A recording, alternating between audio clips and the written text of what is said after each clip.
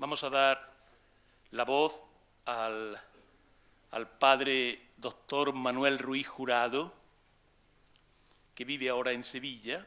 Él es paisano nuestro porque es de Baena, pero entró en la Compañía de Jesús hace muchos años. Es licenciado en Filosofía y Letras en Madrid y doctor en Teología por Granada, y ha sido unos 50 años formador de jesuitas y del clero en general, profesor de humanidades, griego y latín en los jesuitas. En 1969 es enviado a Roma, es miembro del Instituto Histórico de la Compañía de Jesús, ha ejercido durante 30 años de profesor de Teología Espiritual e Historia de la Espiritualidad en la Pontificia Universidad Gregoriana de Roma, ha dirigido más de 40 veces el mes de ejercicio de San Ignacio de Loyola, ha dirigido también 170 tesis de licencia en teología, sobre todo en la sección de espiritualidad, así como 50 tesis de doctorado, de ellas varias sobre San Juan de Ávila. 27 años consultor en la Congregación para las Causas de los Santos en Roma. Más de 310 títulos en su bibliografía, de ellos unos 25 libros traducidos a inglés, italiano, polaco, portugués, coreano y esloveno, y con varias ediciones. Tiene muchísimas colaboraciones en los diccionarios más importantes de espiritualidad, no quiero cansaros más, y en revistas internacionales de Canadá, de Chile, de Francia, de Polonia, de Italia, etc. Con vosotros, con todos nosotros, el padre Manuel Ruiz Jurado, que nos va a hablar del discernimiento vocacional según San Juan de Ávila. Gracias por su presentación demasiado honorífica, que no lo merezco, pero de todas maneras aquí estoy para servirles y agradezco la invitación que me han hecho a tener aquí este discurso, que tiene que ser necesariamente recortado. El que lo quiera leer entero lo tendrá cuando se haga la publicación. Y sí les quiero decir desde el principio qué es el plan que he seguido. Yo voy a tratar, sobre todo porque me baso en los tratados de reforma de San Juan de Ávila y en otros escritos sacerdotales, puesto que el discernimiento vocacional de que trato es el discernimiento vocacional, particularmente el sacerdotal, aunque se puede aplicar también, evidentemente, a los sacerdotes religiosos o a los religiosos en general, consagrados. Y el tratado del sacerdocio, evidente que también forma parte de algunas cartas, y sobre todo una muy importante, que creo que vale la pena conocerla más a fondo. Trato de la reforma del clero porque precisamente los tratados de reforma que escribe San Juan de Ávila dan como central para la reforma de la Iglesia la reforma del clero. Y claro, la reforma requiere una selección de los sacerdotes. De ahí que, aunque él no use la palabra discernimiento, porque esa es una palabra que se ha puesto de moda y mucho más recientemente, pero él ya distingue dos momentos del discernimiento en los sacerdotes, antes de entrar al seminario y al admitirlo a la ordenación. Voy a presentar lo que él dice, pero además trataré de hacer un análisis teológico y paralelizar sus afirmaciones con nuestra situación actual. Después llegaré a la conclusión. Como tengo que resumirlo, ya saben un poco por dónde va a ir el pensamiento. En mi introducción, después de decir que el discernimiento no es una palabra que él usa, pero va a equivaler, por lo que puedo demostrar estudiando a fondo y analizando teológicamente sus afirmaciones. Es verdad que ya en el siglo XVII nos encontramos con un teólogo biblista, Leonardo Lesio, que en su opúsculo De Statu Vitae Deligendo nos da las claves de lo que después será desarrollado en la doctrina de la Iglesia sobre el discernimiento vocacional. Con todo, será la discusión del libro del Laitón, la vocación sacerdotal en tiempos de San Pío X, la que obligará a preocuparse más detalladamente sobre el discernimiento de las vocaciones en el plano teológico. Y más tarde, como tenemos la experiencia, serán los estudios psicológicos los que ocuparán un plano preferente en escritos sobre el discernimiento de las vocaciones. No obstante, yo pienso que el examen luminoso de San Juan de Ávila sobre la selección de los candidatos al clero en su tiempo nos puede ser útil también en el nuestro. Las primeras reflexiones de San Juan de Ávila son estas. Para la reformación de la cristiandad, y esto lo dice ya en el memorial que manda por medio del arzobispo Guerrero al Concilio de Trento en el 1551, memorial sobre la reformación del Estado eclesiástico, porque él dice, para la reformación de la cristiandad, en especial hay que atender a reformar el Estado eclesiástico. Y el santo, cuando decía esto, tenía ya experiencia de la vida sacerdotal, de la vida de la Iglesia en sus misiones, en las enseñanzas y en la predicación que había tenido por las diversas provincias de Andalucía y Extremadura, por su confesionario, por la dirección espiritual, el trato con los diversos obispos, los personajes responsables de la vida eclesial, que lo habían tratado ya. Tenía cultura, como ya en varias conferencias lo hemos comprobado, por sus estudios en Alcalá, que era centro clave en su tiempo, y la especial sabiduría que había adquirido, como nos ha hecho ya relevar alguno de aquí, que la especial sabiduría que había obtenido sobre el misterio de Cristo y de la Iglesia, porque ese misterio de Cristo, según San Pablo, había tenido para él una luz especial en la cárcel sevillana de la Inquisición. Ahora, él partía de este método. Dice, el método que se suele seguir para reformar costumbres comunes es hacer buenas leyes y ordenar que se guarden bajo graves penas. Pero seguía su razonamiento así. Cuando no hay base de virtud suficiente en los súbditos para cumplir las buenas leyes, porque les resultan una carga pesada, buscan el modo de minarlas o de huir disimuladamente de ellas cuando no las quebrantan advertidamente. Y como el castigo molesta al que castiga y al castigado, todo acaba en mucha maldad con muchas y muy buenas leyes. Mucha maldad con muchas y muy buenas leyes. Era claro cuando se expresaba y sabía escoger las palabras adecuadas, como nos han hecho notar la exposición precedente. Él sabía que en su tiempo era como la república de los descuidados, dice él, la negligencia de los maestros que mandan y no ayudan a cumplir. Pero había que dedicarse con paciencia y bondad a criar clérigos, decía él, con el cuidado que pide la dignidad tan alta que han de recibir. En el segundo memorial es donde ya más trata específicamente de las causas y remedios de las herejías, pero es que él sentía en su corazón la situación del mundo en su tiempo, ver derribada mucha parte de la santa ciudad de la Iglesia, morada de Cristo, ser llevadas cautivas las almas debajo el poderío del demonio que poco ha, eran de nuestro pueblo, hermanos nuestros, miembros de nuestro cuerpo, que juntamente con nosotros tenían por cabeza a Jesucristo en el cielo y al Papa, que es vicario suyo, en la tierra. Ese era su sentimiento.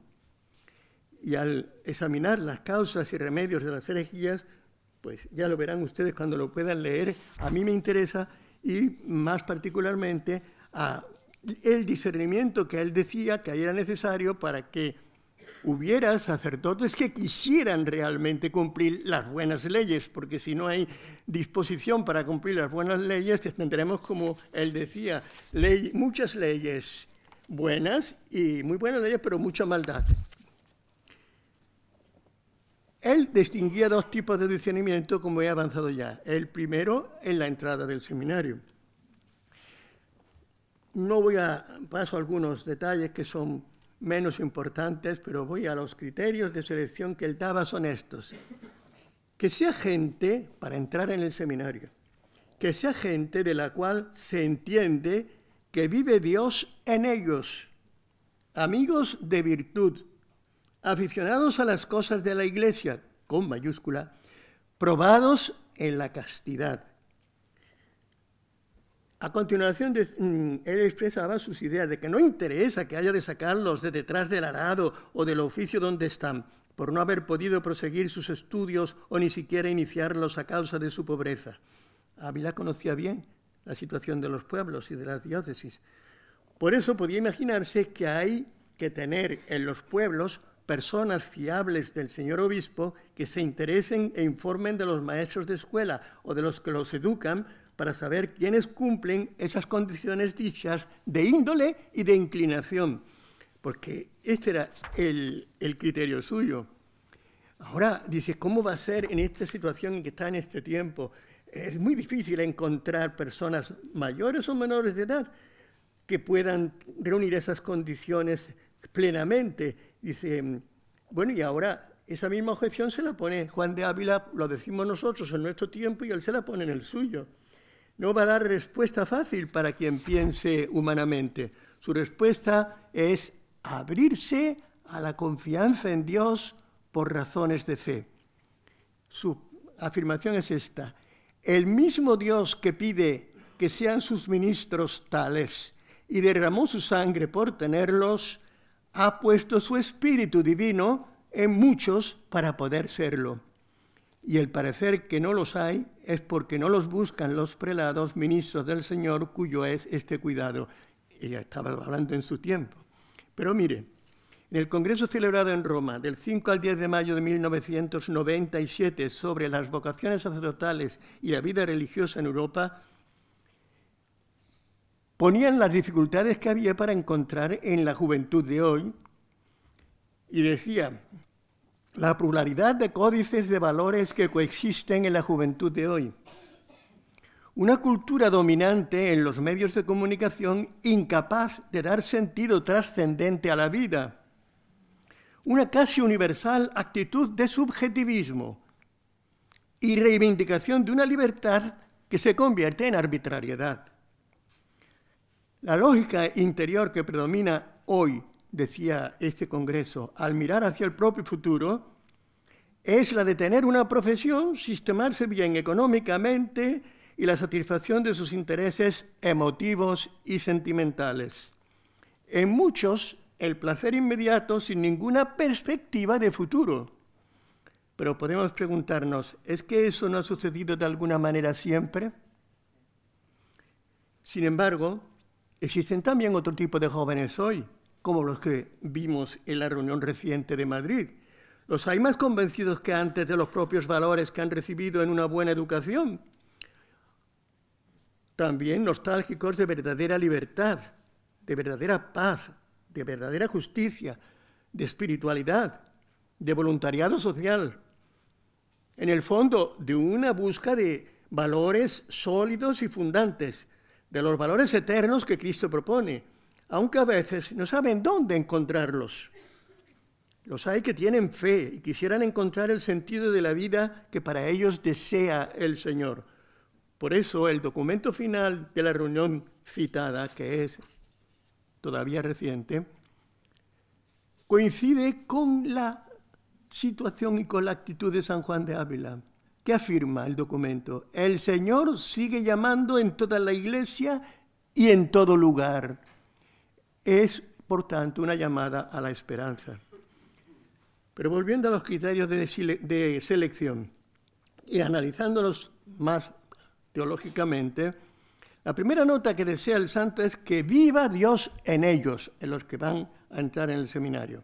Es decir, fe viva, gracia santificante en sus corazones.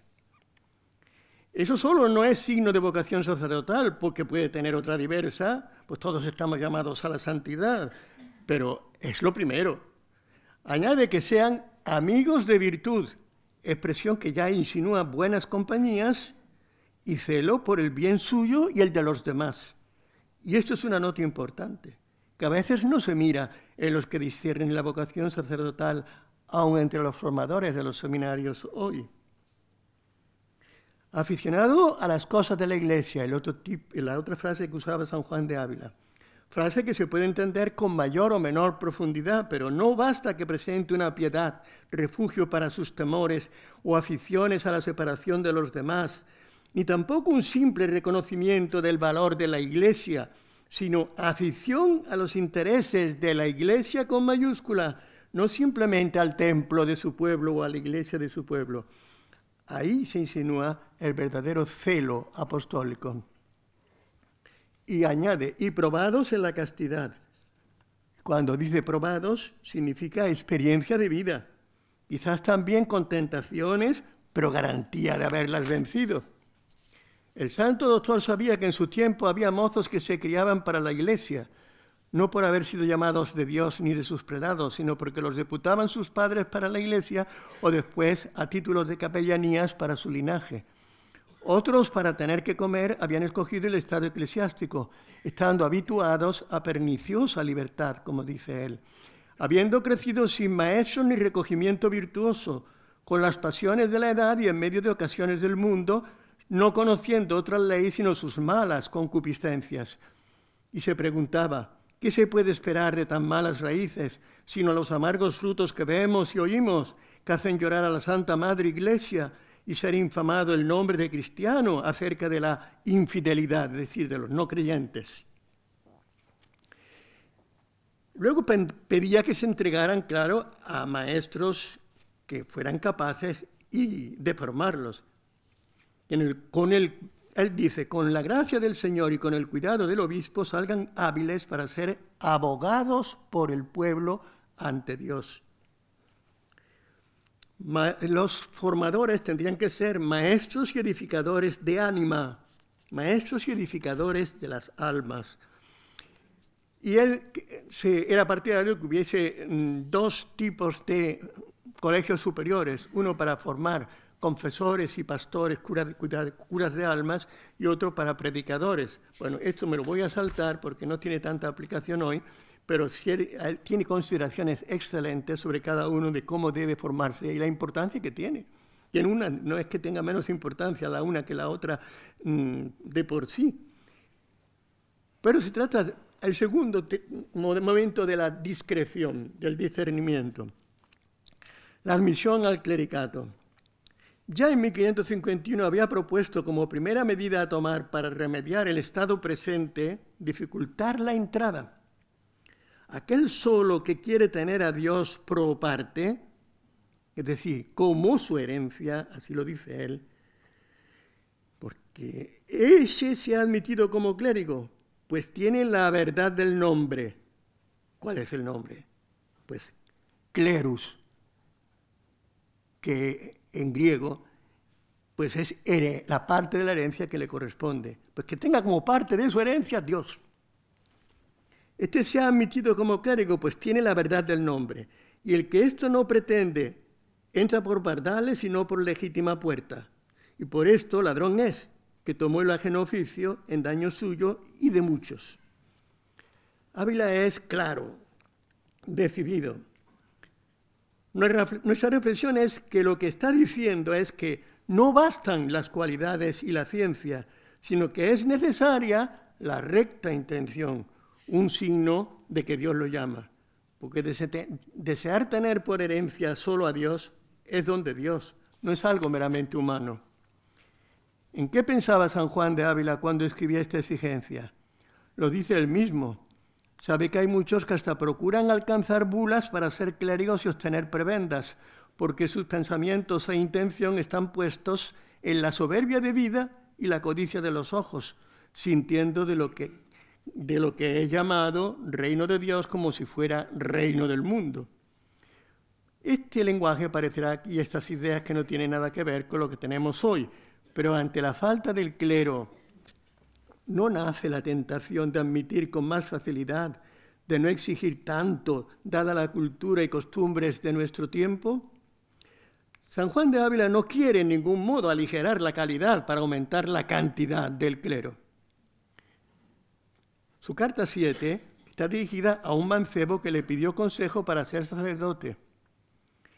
Se trataba de un joven maduro, bueno, medianamente sabio, y lo primero que le responde es: paréceme bien que estéis en ello dudoso, temiendo carga tan grande, y mejor me parecería que tan grande y tan santa os pareciese que del todo la huyeseis. No sé si una respuesta semejante es la que hacen algunos hoy, porque parecerá a muchos que esto es más bien espantarlo que atraerlo. Al santo no le parecía así. Continuará por este tenor con su respuesta. Le decía: creed, hermano, que no otro sino el diablo ha puesto a los hombres de estos tiempos esta atrevida soberbia de procurar tan rotamente el sacerdocio, para que teniéndolos subidos en lo más alto del templo, de allí los derribe. Y no lo dice solo por las circunstancias en que se encontraba, es para él una enseñanza de Cristo, porque no es otra que esta: hacer vida que merezca la dignidad y huir de la dignidad, buscar la más santa y segura humildad, aun en lo de fuera, que no ponerse en lo alto a donde más y mayores vientos combaten.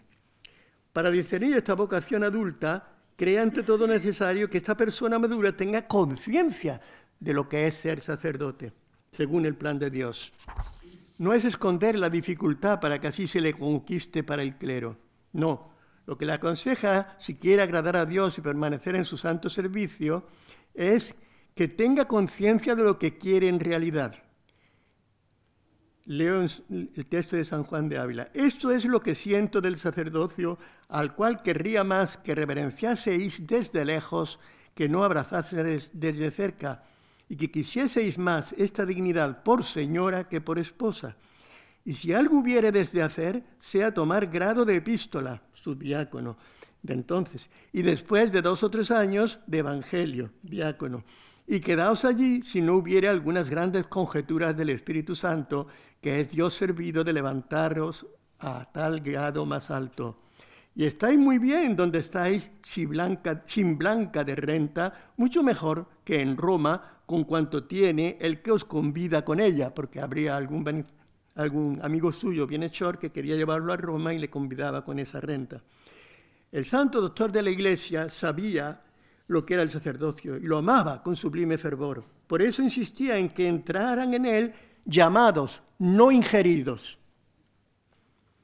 El motivo que le llevaba a su consejo es que el joven maduro había de elegir porque después de prepararse bien con la experiencia de una vida digna del sacerdote, advirtiera lo que aquí llama conjeturas del Espíritu Santo, que es Dios servido de levantarlo a un grado más alto. No por motivo ninguno humano, y ese motivo se concretará en la llamada de la Iglesia, del obispo, a ser ordenado sacerdote. No estaba fuera de la realidad, sabía que así había de buscar aquel modo de vivir que más segura tenga vuestra salvación y no que el más honra os dé a los ojos de los hombres. Otros le habrían dicho lo contrario, dice Ávila, porque no saben que sea sacerdote y porque tienen los puestos los ojos no en la cuenta que se ha de pedir, sino en cómo vean un poco honrado a los ojos del mundo a su pariente y amigo. Consejo de carne, dice él, y de ignorancia y malicia. Sabía el santo que así venían muchos a tomar ese sacrosanto oficio por tener un modo de mantenerse y hacerse entender, y hacense entender a sí mismos que lo hacen por servir a Dios. Ese es el abuso que deseaba evitar, el de evangelizar y sacrificar por comer, y ordenar el cielo para la tierra y el pan del alma para el del vientre. Cristo se queja porque no lo buscan por él. Mejor sería, dice Ávila, aprender un oficio de manos o entrar en un hospital para servir a enfermos o hacerse esclavo de algún sacerdote y así mantenerse antes que con osadía temeraria hollar el cielo para pasar la tierra, estándonos lo contrario mandado. Podemos pensar que hoy no es esta la situación, pero eso depende, según mi experiencia, de la región donde nos encontremos y de la situación social del país en que estemos. La tentación es humana y la ignorancia también. Lo que San Juan quería evitar en su estimado joven que le consultaba es que tomase una decisión no para mayor gloria de Dios y salvación de su alma, sino con una intención no recta. Lo que nos enseña es que las cualidades y preparación son necesarias, pero no bastan para discernir la vocación. Y por otra parte, que la intención confesada, hácense creer, intención confesada no basta si no se tiene clara la idea de lo que deseamos, a lo que nos vamos a comprometer. Nadie tiene derecho a ser sacerdote si no es llamado por Dios a través de la Iglesia. O si supiésedes qué tal había de ser un sacerdote en la tierra, qué cuenta le han de pedir cuando salga de aquí. No se puede explicar con palabras la santidad que se requiere para abrir y cerrar el cielo, ejercitar el oficio de ángeles y con la lengua, que esa era su idea, y al llamado de ella, venir el hacedor de todas las cosas y ser el hombre hecho abogado por todo el universo, como lo fue Cristo en la cruz. Aquí hay algo implícito también en lo que hasta ahora hemos dicho, y es cómo el santo doctor distingue claramente dos etapas diversas en el discernimiento con exigencias diversas. Una es la de la admisión al seminario, donde han de reunirse los muchachos más jóvenes para formarse en las disposiciones adecuadas de virtud y ciencia y madurar la intención recta y la responsabilidad necesaria para seguir libremente la llamada de Dios. Y la otra, la del discernimiento necesario para ser llamado a la ordenación. El adulto y formado debe tener en cuenta lo que es en realidad el sacerdocio como la Iglesia lo concibe, su realidad teológica y no solo su realidad social, que hay regiones en la tierra donde todavía es la realidad social, lo que cuenta en muchos. Una de las cualidades que San Juan de Ávila destaca para evitar los estragos en la Iglesia es la de tener sacerdotes con celo apostólico y santidad, porque si no son así, es fácil que las almas, en vez de encontrar en ellos remedio y medicina, hallen ponzoña y muerte. Ávila quiere sacerdotes a quienes antes haya que tenerles de la rienda en su virtud y celo que no darles espuela para que caminen con leyes. Uno se puede preguntar hoy si esta cualidad de celo apostólico es considerada por muchos formadores suficientemente en los que aspiran al sacerdocio y están bajo su cuidado. Probablemente la observancia del reglamento y los estudios los consideran más ordinariamente los formadores que no esta cualidad de celo apostólico. Y no es que no sean importantes la disciplina y el estudio, pero si un sacerdote no tiene celo apostólico, ¿en qué se parece a Jesucristo, verdadero y único modelo del sacerdote del Nuevo Testamento? ¿No le falta algo esencial? En este momento es cuando necesitamos resaltar el concepto que San Juan de Ávila tenía sobre el sacerdocio, porque es el punto de referencia que usará él en diversos modos y circunstancias cuando se trate de inculcar en la formación lo que ha de ser el sacerdote. Ahí encontramos la jerarquía de valores que había de establecer en la formación para preparar en ellos las cualidades necesarias a la ordenación. En su tratado sobre el sacerdocio dice: sobre todo conviene al cura tener verdadero amor a nuestro Señor Jesucristo, el cual le cause un tan ferviente celo que le coma el corazón con pena de que Dios sea ofendido y le haga procurar que las tales ofensas sean quitadas y que sea honrado Dios y muy reverenciado así en el culto divino exterior como en el interior, teniendo con Dios corazón de hijo leal y para con sus parroquianos de verdadero padre y verdadera madre. Él ve el sacerdocio en la Iglesia como un don especialísimo de Dios, de una alteza incomparable por hacernos presente realmente el cuerpo y la sangre de Cristo con el ministerio de la consagración, porque él eso lo veía con tal grandeza que ni siquiera la Santísima Virgen decía que como ella no había podido consagrar, ni siquiera tenía esa, ni los ángeles, con ser más altos en naturaleza, tienen poder para consagrar. Y aquí el Santo Doctor se salta para llamarla obra tan llena de maravillas, manifestadoras de su inefable saber, inmenso poder, infinita bondad, que esta obra por excelencia se llama Gloria de Dios, como el glorioso San Ignacio, habla de San Ignacio de Antioquía, la llama.